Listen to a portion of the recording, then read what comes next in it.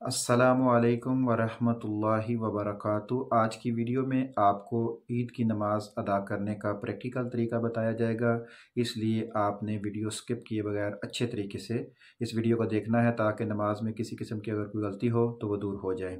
एक ये कि ईद की नमाज़ अदा करने से पहले कुछ सुनते हैं, कुछ आदाब हैं, उनका भी आपने ख़ास ख्याल रखना है।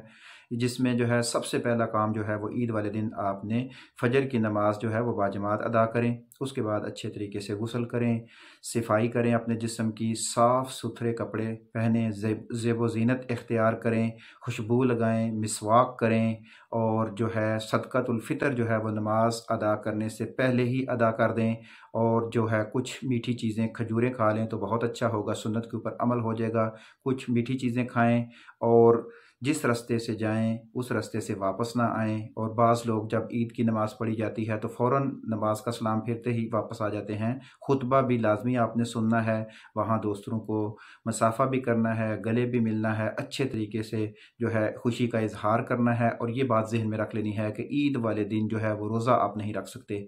ये अगर किसी ने ईद वाले दिन गलती से भी रोज़ा रखा है तो वो उसे तोड़ देगा। ईद वाले दिन रोज़ा नहीं है। इसलिए इस वीडियो को अच्छे तरीके से सीखें और पूरी गौर व फिक्र के साथ इस वीडियो को देखें। इंशाअल्लाह अज़्ज़ा वजल आपको बहुत फ़ायदा होगा। जज़ाकल्लाह, आप हमारे साथ हैं, आपका बहुत शुक्रिया। ईद की नमाज पढ़ने का अमली तरीका जानते हैं। सबसे पहले ईद की नमाज की नीयत की जाएगी।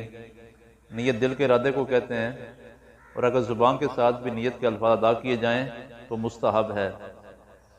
ज़ुबान से अल्फाज मैं नीयत करता हूँ, इस नमाज की पढ़ता हूँ ख़ास वास्ते अल्लाह ताला के 2 रकत नमाज ईद उल फितर वाजिब ज़ायद 6 तकबीरों के पीछे इस इमाम के मुतरफ़ काबा शरीफ के अल्लाहु अकबर।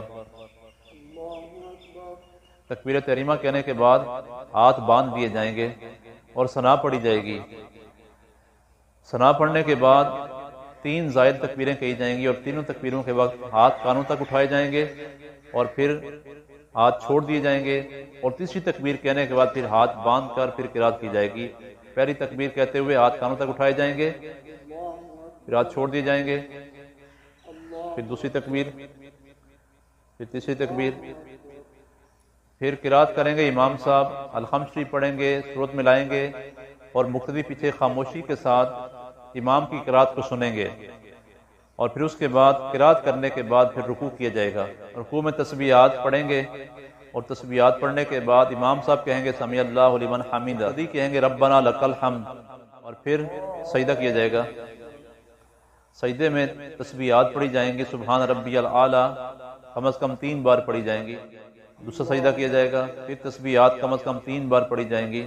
और दूसरी रकत में पहले अलहम्द शरीफ, फिर सूरत पढ़ी जाएगी और इमाम साहब पढ़ेंगे और मुक्तदी खामोशी के साथ पीछे इमाम की किरात को सुनेंगे। उसके बाद रुकू में जाने से पहले 3 ज़ायद तकबीरें कही जाएंगी और तीनों तकबीरों के वक्त कानों तक हाथ उठाए जाएंगे। पहली तकबीर हाथ छोड़ दिए जाएंगे, दूसरी तकबीर, तीसरी तकबीर, फिर रुकू में तस्बीहात कम अज़ कम 3 बार तस्बीहात पढ़ी जाएंगी।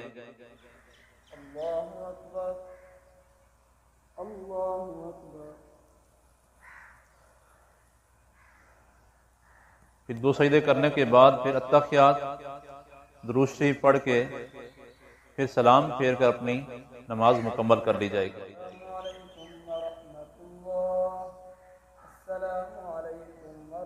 जब इमाम साहब रुकू में चले जाएं और एक नमाजी पीछे से आते हैं जिनकी तकबीरें रह गई हैं, अब वो तकबीर तहरीमा कहने के बाद खड़े खड़े 3 बार तकबीरें कहेंगे और चौथी तकबीर कहकर वो रुकू में जाएंगे और इमाम के साथ रुकू में शामिल हो जाएंगे। और ये मसला भी यहाँ पर ज़हन में रहे, अगर जो नमाजी पीछे आते हैं अगर उनको इस बात पर यकीन है और गालिब गुमान है कि मैं तकबीरें खड़े खड़े कहने के बाद इमाम को रुकू में पा लूंगा, तो फिर तो वो खड़े खड़े तकबीरात तीनों तकबीरें जो जायद हैं वो कहकर फिर इमाम के रुकू में शामिल हो जाएं। अगर उनको ये गालिब गुमान ये है कि मैं अगर खड़े खड़े तकबीरें कहूँगा तो इमाम साहब रुकू से सर उठा लेंगे, तो फिर उनके लिए ये है कि वो फौरन रुकू में चले जाएं और रुकू में जाकर फिर हाथ उठाए बगैर तस्बीहात पढ़ने की बजाय वो 3 तकबीरें अपनी कहें और फिर इमाम के साथ अपनी नमाज को मुकम्मल कर लें। और इस तरह आपने رکوع و سجود کر کے اپنی نماز کو مکمل کر لینا۔ امام صاحب دوسری رکعت میں ہیں اور نمازی پیچھے سے آئے ہیں جن کی ایک رکعت رہ گئی ہے، اب وہ امام کے ساتھ دوسری رکعت میں شامل ہو رہے ہیں اور امام صاحب دوسری رکعت کی قرات کر رہے ہیں اور مقتدی شامل ہوئے ہیں، وہ امام کے ساتھ قرات سنیں گے، خاموشی سے کھڑے رہیں گے اور پھر امام صاحب نے دوسری رکعت کا رکوع کرنا ہے، لیکن رکوع سے پہلے 3 زائد تکبیریں کہنی ہیں۔ ہاتھ چھوڑ دینے،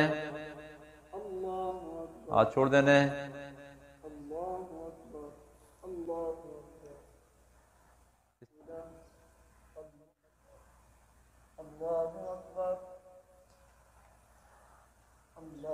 دو سجدے کرنے کے بعد التحیات، پھر درود شریف پڑھنے کے بعد جب امام صاحب سلام پھیریں گے تو جو مقتدی پیچھے رہ گئے ہیں جن کی ایک رکعت رہتی ہے وہ امام کے سلام پھیرنے کے بعد پھر کھڑے ہو کر اپنی پہلی رکعت مکمل کریں گے،